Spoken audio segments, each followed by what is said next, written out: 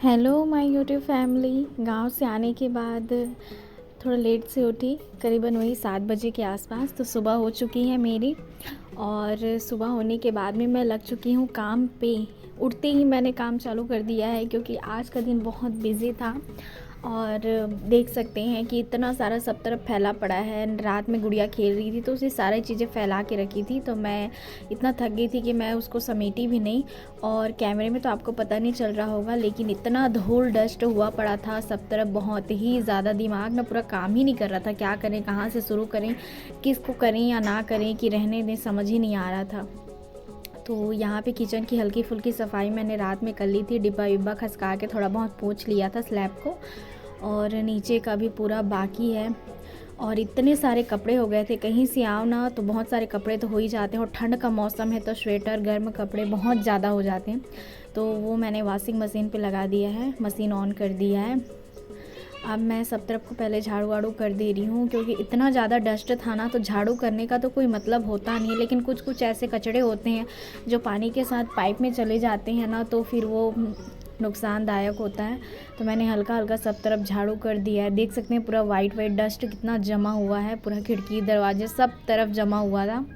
तो सारे सामान हटा हटा के मैं कर ही रही थी, और बेबी और उसके पापा तो सोए हुए थे। तो थोड़ा सा जितना स्पीड में मैं वीडियो में दिखा रही हूँ शायद उतना ही स्पीड से मैं कर भी रही थी।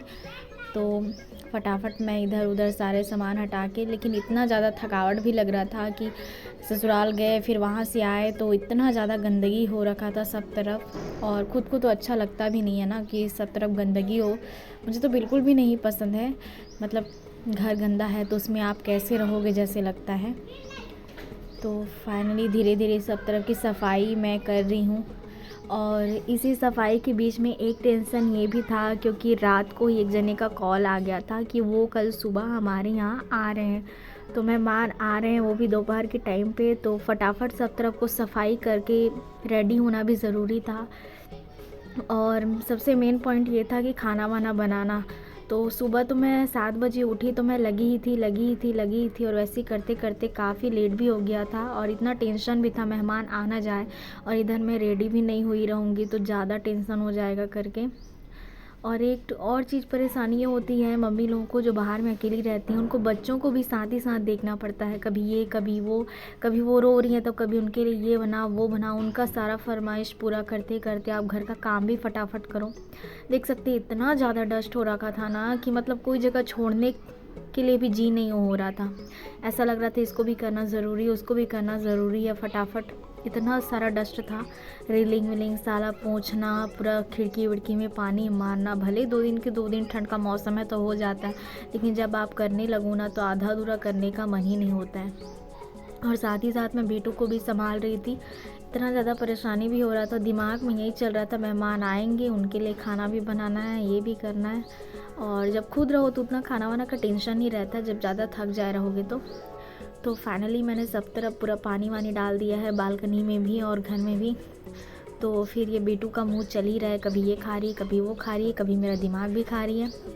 तो देख सकते इतना ज़्यादा डस्ट था ना, तो मैंने सब तरफ पोंछ रही थी, इधर पोंछ रही थी उधर पोंछ रही थी। और पूरा मेरा दिमाग इतना सनका हुआ था कि मतलब मेहमानों को भी आज ही के दिन आना था, और मेहमान आ जाएंगे तो सफाई भी घर में नहीं रहता तो भी अच्छा नहीं लगता है।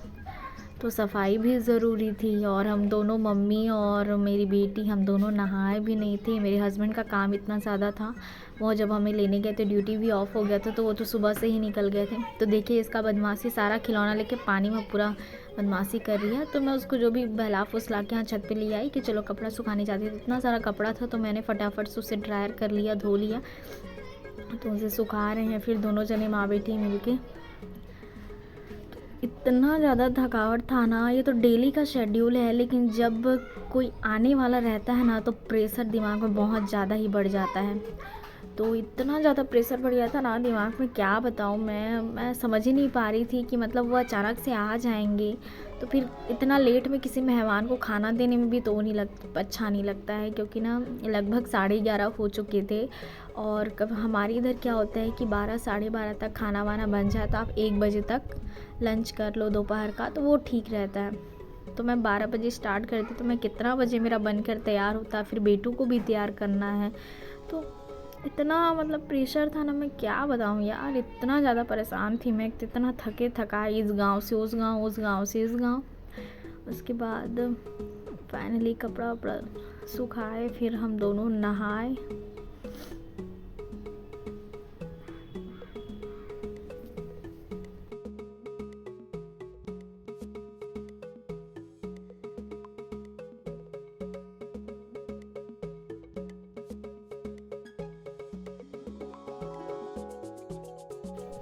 तो मैंने घर का काम करते करते हुए गैस पे दाल चढ़ा दिया था, तो मेरे दाल भी बन के तैयार है और मेरा चावल भी बन गया है। एक सब्ज़ी बन रही है, एक सब्ज़ी में हम दोनों माँ बेटी काट रहे हैं। और मेरा दिमाग ख़राब होने वाला बात ये था कि हम लोग सब चीज़ करके शाम तक बैठे थे, लेकिन मेहमान आए नहीं। एंड में फ़ोन आया कि उनको काफ़ी लेट हो गया, वो नहीं आ रहे हैं।